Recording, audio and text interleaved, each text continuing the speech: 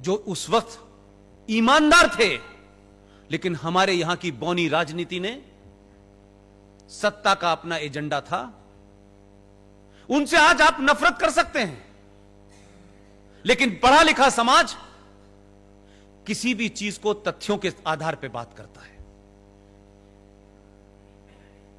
1946 में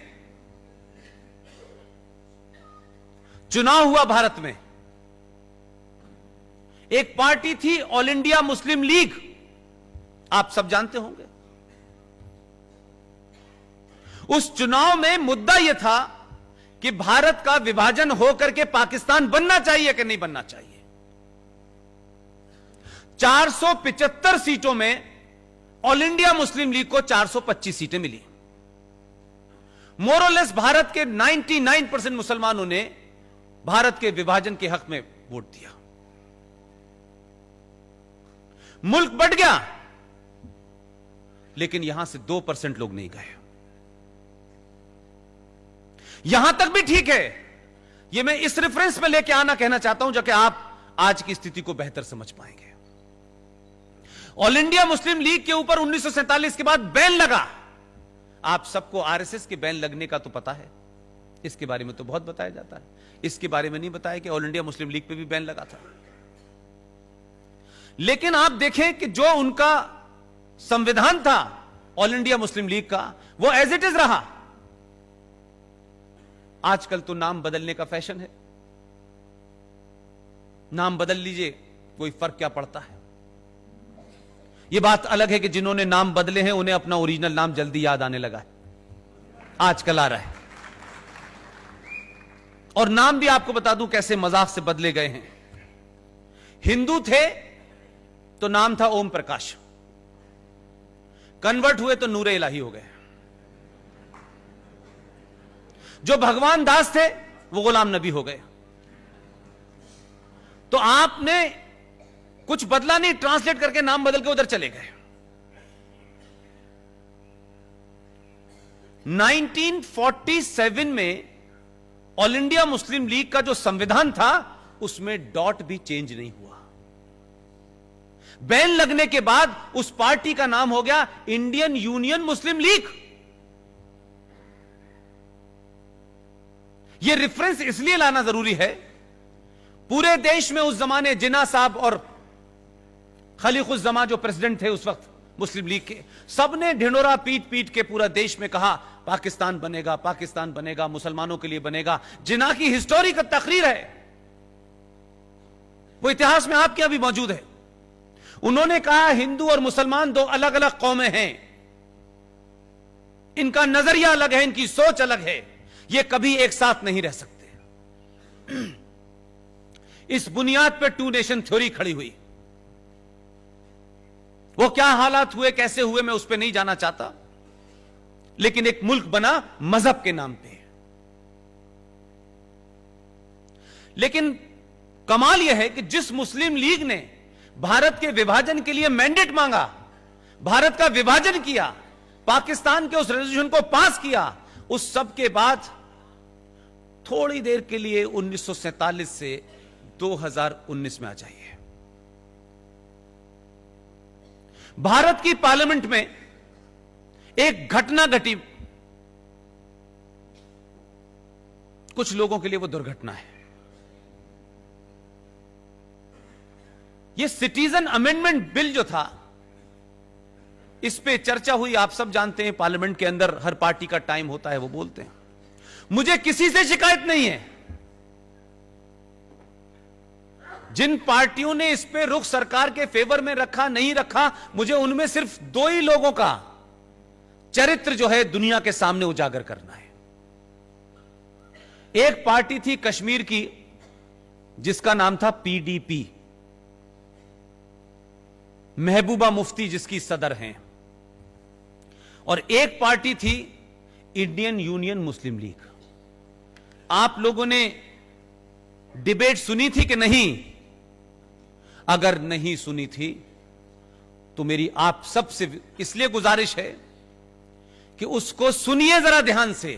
हो सकता है कि इस जोश में आपने न सुना हो। कि बिल तो पास हो ही गया, अब देखेंगे। इस चक्कर में आपने तकरीर नहीं सुनी, लेकिन वो तकरीर इतिहास में जाएगी। जो पढ़ा लिखा समाज है उसको उस भाषण को सुनना चाहिए। किसी मीडिया के लोगों ने, किसी ने सवाल नहीं किया, किसी ने उस आदमी को, उस पार्टी के लोगों को अपनी डिबेट में नहीं बुलाया। इंडियन यूनियन मुस्लिम लीग, जिसका चार्टर, जिसने पाकिस्तान को बनाया, जिसने इस मुल्क को बांटा, उसका मेंबर ऑफ पार्लियामेंट बशीर पूरी ताकत के साथ कहता है कि यह हिंदुस्तान के आईन यानी संविधान, उसके खिलाफ यह कानून बनाया जा रहा है। यह गांधी के मुल्क में हिंदू राष्ट्र बनाया जा रहा है। क्यों नहीं पाकिस्तान से, जब आप हिंदू को, जैन को, बौद्ध को, पारसी को बुला रहे हैं, तो मुसलमान को क्यों रोका जा रहा है? ऐसा तो गांधी के ख्वाबों का पाकिस्तान, ये भारत नहीं था। अब जरा तस्वीर को देखिएगा। जिस मुस्लिम लीग ने इस देश को बांटा, जब गांधी कह रहा था कि पाकिस्तान मेरी लाश पे बनेगा, तब मुस्लिम लीग ने उसकी लाश भी बनने दी और पाकिस्तान भी बना दिया। और जब गांधी चिल्ला चिल्ला के कहता था, तब इनका इश्क जिना से चल रहा था, तब ये जिना की बात मान रहे थे, तब आपने मुल्क बांटा। वही पार्टी, वही चार्टर, वही संविधान। भारत की पार्लियामेंट में सिर्फ इतना ही रुख बदला है, सत्ता के शीर्ष पे कोई और बैठा है।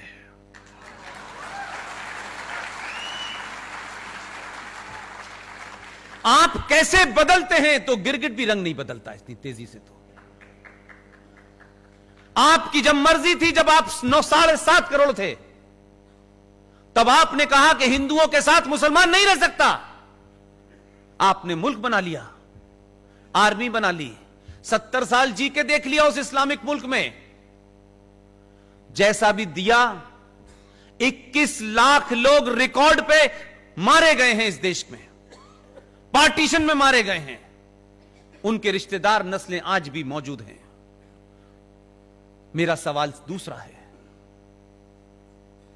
जब 7.5 करोड़ थे तो तुमने मुल्क बांटा, मुल्क ले लिया। हमने उस मुल्क की तरफ मुड़ के नहीं देखा। आपने कैसा इस्लाम नाफिज किया है, कैसा नहीं किया है, क्या होता है, नहीं होता है, हमने कभी नहीं देखा।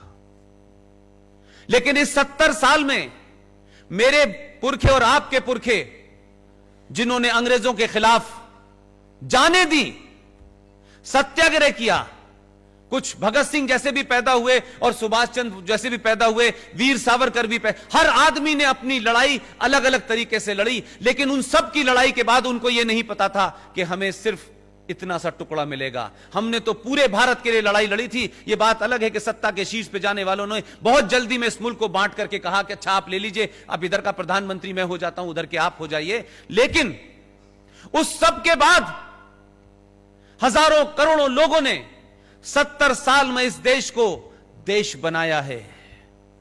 हजारों करोड़ों लोगों ने अपने पुरुषार्थ से, अपनी जवानी, अपना पूरा पूरा घर होम कर दिया।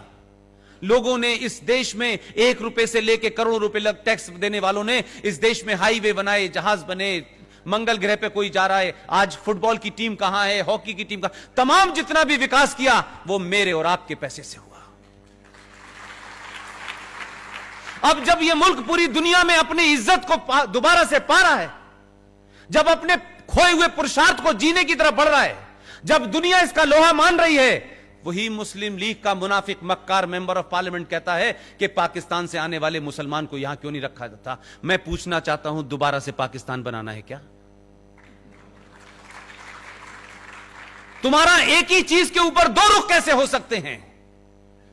अगर जब तुम गलत थे तो आज सही कैसे हो, और जब सही थे तो आज गलत कैसे हो तुम? यह तो तुमको बताना होगा कि तुम भारत में हजारों करोड़ों लोगों ने अपने घर बार को मरने जीने के बावजूद भी इस मुल्क को इस मुकाम पे पहुंचाया कि आज दुनिया के अंदर पाकिस्तानी भी जब इंग्लैंड में घूम रहा होता है तो पासपोर्ट लेके नहीं चलता है, नाम बताता है जहीर कहां से आए हो, हिंदुस्तान से। उसको मालूम है कि हिंदुस्तान कहने से इज्जत मिलेगी, पाकिस्तान कहने से अंदर कर दिए जाएंगे। ये 70 साल में हमने इज्जत पाई है, बड़ी इसकी कीमत दी है हमने। लेकिन 70 साल के बाद उसी पाकिस्तान, जिस पाकिस्तान को बनाने के लिए तुमने 2 मुल्क बना दिए थे, उसी मुसलमान को जो तलवार लेकर के, जिसके साथ आपने 3 युद्ध किए हैं, 40 साल से प्रॉक्सी युद्ध बर्दाश्त कर रहे हैं, हजारों सैनिक मारे गए हैं, आज यही मुसलमान कहता है कि आप उसे क्यों नहीं आने देना चाहते? आप कहते हैं कि भारत में माइनॉरिटी सुरक्षित नहीं है, बहुत सारे लोग कहते हैं, वो भी कह रहे हैं। एक सम्मेलन में गए थे अभी, वहां कह के आए कि भारत के मुसलमान पाकिस्तान आना चाहते हैं, अगर यहां आ गए तो हमारे पास रिसोर्सेज नहीं है।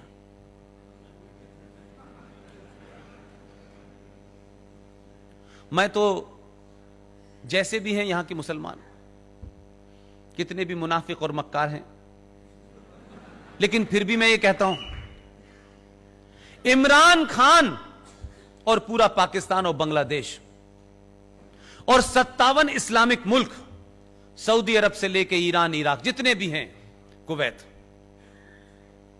पिछले 70 सालों में बता दे किसी एक मुसलमान ने पाकिस्तान की नागरिकता मांगी कि नहीं मांगी? अगर हिंदुस्तान का हिंदू इंटॉलरेंट था, दंगाई था, मुसलमानों को मार रहा था, उनके मजहब की पहचान को मिटा रहा था, एक मुसलमान इस देश में निकल के ना तो 57 देशों में उन्होंने शरण मांगी, ना पाकिस्तान में मांगी, ना बांग्लादेश में मांगी, और उस सब के बावजूद की स्थिति यह है कि जो अपने आप को इस्लाम के नाम पे जिसने खड़ा किया, उस मुल्क के 2 लोग यहां आए हुए हैं। यह काम भी एक हिंदू राजा के हाथ से ही होना था। अदनान शामी और निकाह की हीरोइन सलमा आगा ने भारत की नागरिकता मांगी है। उनसे पूछो कि भाई वहां कौन महफूज नहीं है? हमारे यहां से तो ना मुसलमान जा रहा है ना हिंदू जा रहा है, तुम्हारे यहां से हिंदू भी आना चाहता है और मुसलमान भी आना चाहता है, बताओ है कौन? हम कहां हैं, तुम कहां हो, हमारी कोई बराबरी नहीं हो सकती। लेकिन आपके देश में, आपकी पार्लियामेंट में ऐसे भी जोकर बैठे हुए हैं कि उनको लगता है कि इस देश में बोलने की आजादी है। यह बात अलग है कि आपके राज्य में बोलने की आजादी की वजह से मेरा जयपुर का प्रोग्राम रोक दिया गया।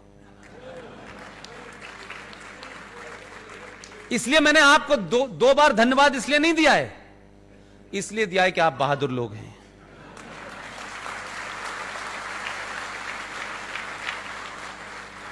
और मैं कभी सरकारों पर टिप्पणी नहीं करता, वर्तमान राजनीति पर नहीं करता। मेरे फोकस में न ये पार्टी न वो पार्टी मेरे एजेंडे का हिस्सा नहीं है। मैं जब तक बोल रहा हूं, जब तक मेरी आवाज में जान है, मेरे केंद्र में राष्ट्र है, उसके अलावा कुछ भी नहीं है।